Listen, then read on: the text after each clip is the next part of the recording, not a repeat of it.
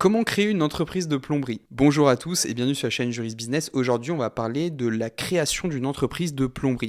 Donc c'est un sujet qui est extrêmement demandé parce que c'est un type d'entreprise qui est extrêmement plébiscité. Les gens demandent souvent comment créer ce type d'entreprise parce qu'ils veulent se lancer, ils veulent se reconvertir. Ils n'ont pas toutes les réponses à ces questions. Donc déjà, première limite, c'est quoi? C'est que l'activité de plomberie, en fait, elle est réglementée. Qu'est-ce qu'une activité réglementée? Une activité réglementée, c'est une activité pour laquelle il faut justifier de certains diplôme ou avoir passé certains concours. Ici, le plombier, il doit avoir soit un BP, soit un BEP, soit un CAP, etc., etc. Bref, il doit avoir un diplôme qui justifie des aptitudes à pouvoir exercer cette profession. Il y a une exception, c'est le fait d'avoir travaillé pendant 3 ans, soit en tant que salarié, soit en tant que collaborateur, etc., etc. Bref, avoir une expérience de 3 ans dans la discipline. C'est logique puisqu'on ne peut pas s'improviser plombier. Tout le monde ne peut pas créer une entreprise de plomberie et s'improviser plombier. Si jamais vous remplissez cette première condition, là vous allez vous poser la question du statut juridique sous lequel vous allez exercer votre activité.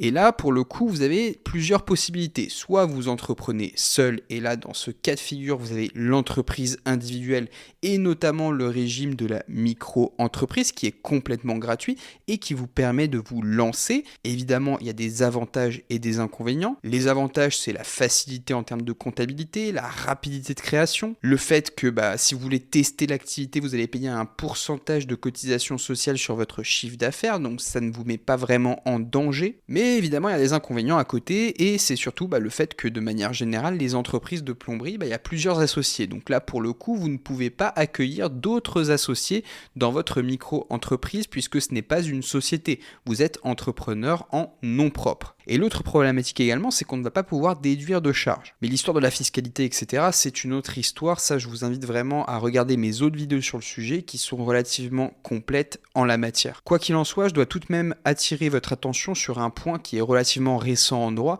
C'est la loi Griset du 14 février 2022 qui va venir séparer les patrimoines professionnels et personnels de l'entrepreneur individuel ou du micro-entrepreneur. Donc là, qu'est-ce que ça veut dire? Ça veut dire que, en fait, tout ce qui appartient à votre patrimoine personnel va être mis de côté et ne va pas pouvoir être attaqué, ne va pas pouvoir être appréhendé par les créanciers professionnels. Ils n'auront accès qu'à tout ce qui va appartenir au patrimoine professionnel. Donc là, pour ceux qui connaissent un petit peu, ça fait un peu écho à ce qu'on avait avec l'EIRL par exemple, où il fallait faire une déclaration notariée d'insaisissabilité. Aujourd'hui, plus besoin de déclaration, la séparation se fait de facto, elle se fait instantanément. Dès que vous créez votre entreprise, il y a déjà deux patrimoines qui sont distincts. Et ça, c'est plutôt appréciable et protecteur.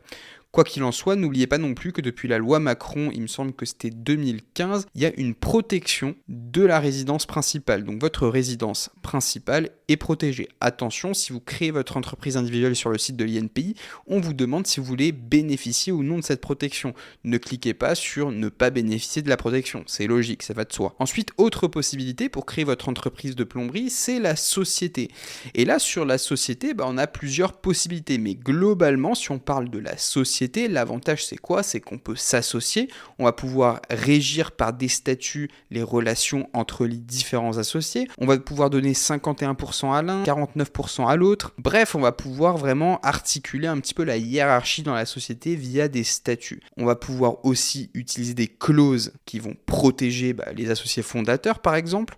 On va pouvoir créer des pactes d'actionnaires pour venir encadrer un petit peu toutes les relations. Bref, il y a quand même une liberté qu'on peut avoir vis-à-vis des autres associés qu'on va pouvoir accueillir dans notre société. On va pouvoir venir vraiment réglementer la vie sociale. Ensuite, l'autre avantage en société, là pour le coup, c'est la séparation des patrimoines. C'est une séparation qui est similaire parce que la personne morale va avoir un patrimoine propre. Quand on crée une société, c'est pas nous, c'est pas notre émanation, c'est vraiment une personne morale propre qui a sa vie propre, qui a une durée de vie qui est indiquée dans les statuts. En général, c'est 99 ans et elle a un patrimoine qui lui appartient et qui lui est personnel. Ça veut dire que si jamais il y a une liquidation judiciaire, En fait, le patrimoine qui va pouvoir être appréhendé par le liquidateur, sauf une faute grave du dirigeant, ça va être quoi? Ça va être le patrimoine de la société. Dans les sociétés commerciales, le dirigeant ne sera pas tenu au-delà. Dans les sociétés civiles, oui, il peut être tenu au-delà. Quoi qu'il en soit, dans une activité de plomberie, on va plutôt se diriger vers une SAS, vers une SARL, ou alors si on est tout seul, les formes unipersonnelles,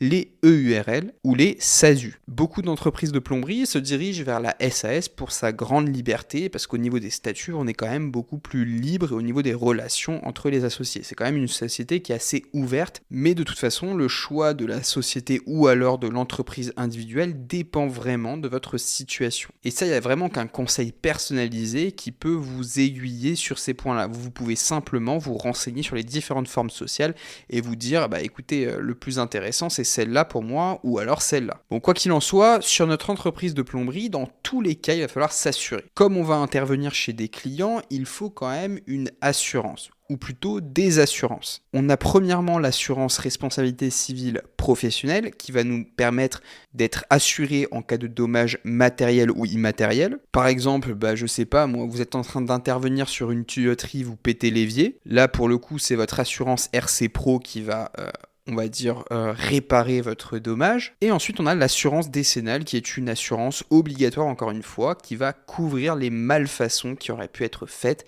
sur 10 ans. N'oubliez pas ces assurances obligatoires, parce que pour le coup, vous pourriez avoir des répercussions extrêmement graves sur votre personne. Quoi qu'il en soit, quelle que soit la forme que vous vouliez créer, soit une société, soit une entreprise individuelle, soit une micro-entreprise, une EURL, une SASU, une SAS, vous avez tout sur Legal Place et vous avez une réduction avec le code Juris Business.